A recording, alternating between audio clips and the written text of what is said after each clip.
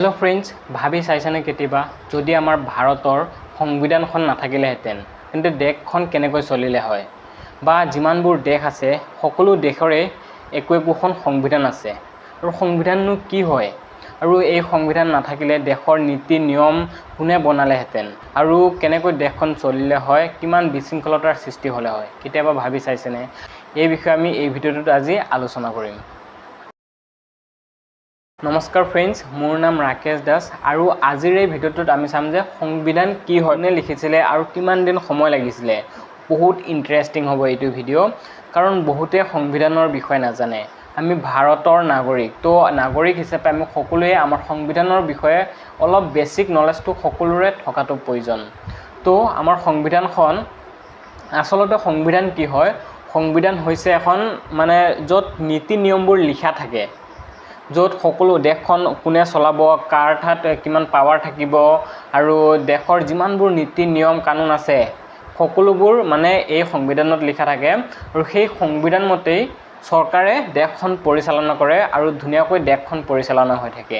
আমি থুলমূলকৈ এতিয়া ধুনীয়াকৈ বুজিলোঁ যে সংবিধান কি হয়, নহয় জানো, য'ত এখন কিতাপৰ দৰে আৰু সংবিধান আছে, সেইখনত সকলো নিয়ম নীতি সকলোবোৰ লিখা আছে, দেশখন কেনেকৈ কোনে চলাব।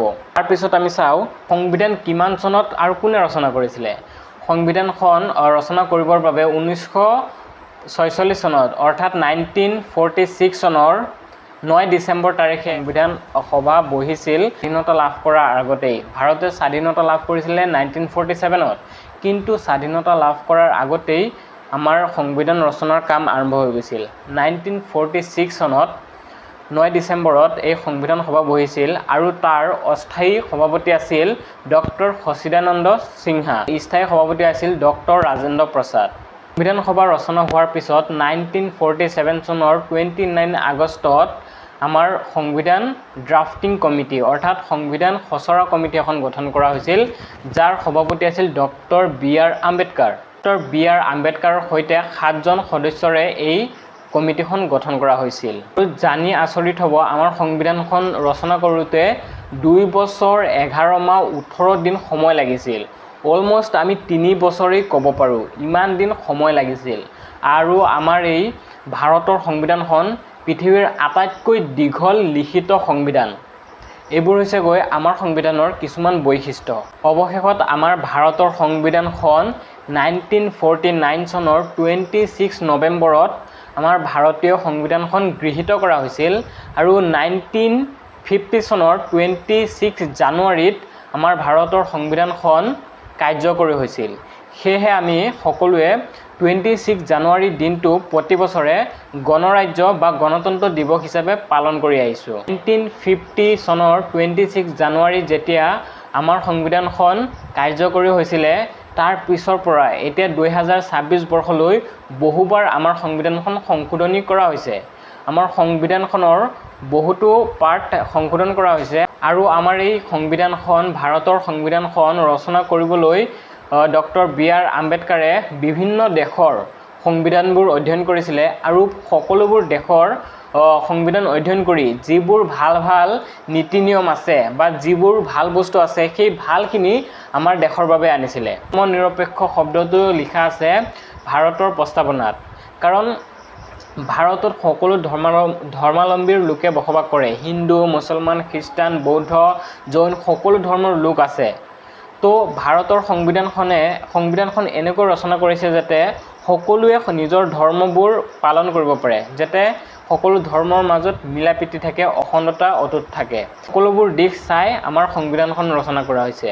ভাৰতৰ সংবিধানখন ইমানেই দীঘল যে আমি এই সৰু এটা ভিডিঅ'ত গোটেইখিনি আলোচনা কৰিব নোৱাৰোঁ। তো মই আজি বেছিকখিনি ক'লোঁ যে আমাৰ সংবিধান কি হয় আৰু সংবিধান কিমান চনত কোনে ৰচনা কৰিছিলে, আৰু নেক্সট ভিডিঅ'ত আমি সংবিধানখনৰ ডিটেইলছত আলোচনা কৰিম। আজি এইটো বিগিনিং ভিডিঅ', তো আজিৰ পৰা মোৰ এই জাৰ্ণিটো আৰম্ভ কৰিছোঁ।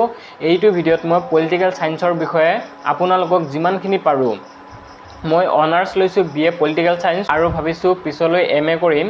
সেয়েহে মই ভালদৰে এই যিবোৰ অধ্যয়ন কৰিছোঁ এই 3টা বছৰত সেইখিনি আপোনালোকৰ লগত শ্বেয়াৰ কৰিম। আৰু পলিটিক্সৰ বিষয়ে আমি সকলোৱে জনাটো উচিত, পলিটিৰ বিষয়ে জনা উচিত যে দেশখনৰ সংবিধানখন কেনেকুৱা বা দেশখনৰ ক'ত কি হৈ আছে গোটেইখিনি আমি আপডেট দি থাকিম।